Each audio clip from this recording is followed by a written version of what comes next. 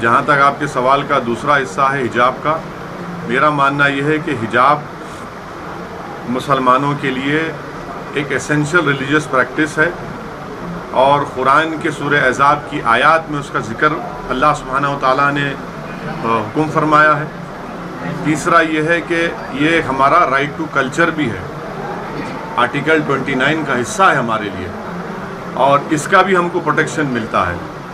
और चौथा यह है कि हमारा देश एक मल्टी डाइवर्स और मल्टी कल्चरल कंट्री है, तो हर एक जगह पर एक कल्चरल प्रैक्टिस होती है। तो और पांचवी बात यह है कि अगर दूसरे रिलीजियस सिंबल्स को स्कूल्स में अलाउ किया जा रहा है, गवर्नमेंट स्कूल्स में, तो ये भी एक, तो इसको क्यों अलाउ नहीं किया जाता है। और महिलाएं जो हैं, अगर कोई मुस्लिम महिला, ये और एक चीज़, ये राइट टू कॉन्शियस भी है, तो संविधान में हिस्सा है। अगर कोई अपना डिसीजन लेकर पहनती है या कोई नहीं पहनता है तो उनको हक हासिल है। अगर कोई पहनता है तो भाई वो सर पर कपड़ा पहन रही है, अपने दिमाग पर नहीं पहन रही है। और आपको बड़ी फिक्र है, नहीं ये बड़ा इससे बैकवर्ड होता है। भाई कभी देश में कोने कोने में जाकर देखो, और अगर कोई हिजाब पहनकर आ रही है लड़की, उसको क्यों रोकना चाहते हैं आप? किसी का राइट हम छीन रहे हैं क्या? भाई अगर मेरे पहने से किसी का राइट हम छीन रहे हैं तो बताइए किसका राइट नहीं छीना जा रहा है? तो ये चीज़ है। और ये गैर ज़रूरी के कर्नाटका में बीजेपी ने इस इशू को उठाया। पहले भी येदियुरप्पा की सरकार थी, मुख्यमंत्री थे ना, जब नहीं उठा। अब जब ये नए को लेकर आए तो ये उठा दिया इस मसले को उन्होंने। अब सुप्रीम कोर्ट में ये मसला चल रहा है। अब सुप्रीम कोर्ट अब इसको देखिए क्या फैसला करता है सुप्रीम कोर्ट इस बारे में। वो जब फैसला होगा जब पता चलेगा। Thank you sir, thank you sir, बहुत शुक्रिया सर।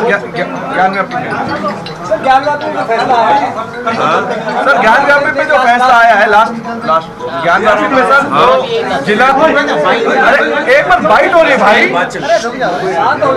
हाँ बोलिए सर। ज्ञानव्यापी पे जो फैसला आया है, डिस्ट्रिक्ट कोर्ट ने जो जजमेंट सुनाया है कि ज्ञानव्यापी का जो मामला है वो सुनने योग्य है, उस फैसले को सुना जाए। हमारा मानना ये है कि वो फैसला गलत है, वो फैसला एक सेटबैक है, वो फैसला places of religious worship of 1991 के एक्ट के खिलाफ जाता है। वो फैसला अब फ्यूचर में ऐसे बहुत से मसलों को खोल देगा।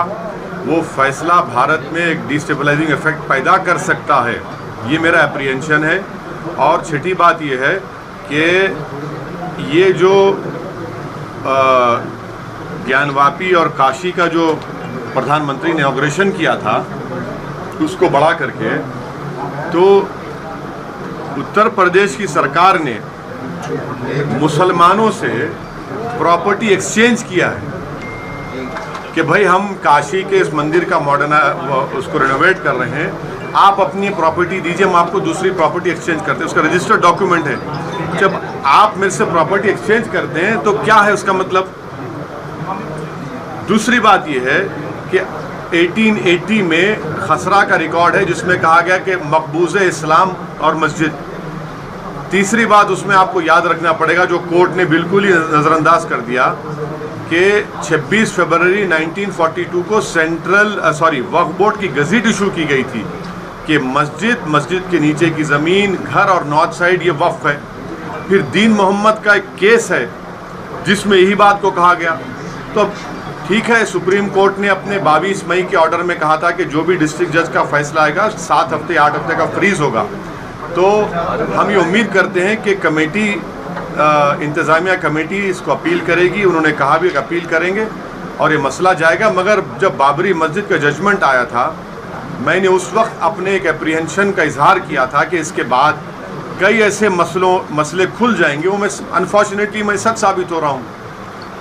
सुप्रीम कोर्ट ने जब बाबरी मस्जिद के जजमेंट में खुद ये कह दिया कि 91 का एक्ट भारत के संविधान से उसका ताल्लुक़ है और जो पास में जो हिस्टोरिकल गलतियाँ हुई उसको हम सही नहीं करेंगे, तो अब ये आप उसको खोल रहे हैं मसलों को। सर, जिस तरीके से मथुरा और कुतुब मीनार को लेकर के अब चर्चा शुरू हुई है, वापस से काशी और अयोध्या की तरफ ये सारा मामला देखिए ये तो इसीलिए तो मैं कह रहा हूँ ना कि 91 का एक्ट है तो कोर्ट को कहना चाहिए 91 का एक्ट है, अब मत जाइए। मगर ऐसा हो रहा है तो हम देख रहे हैं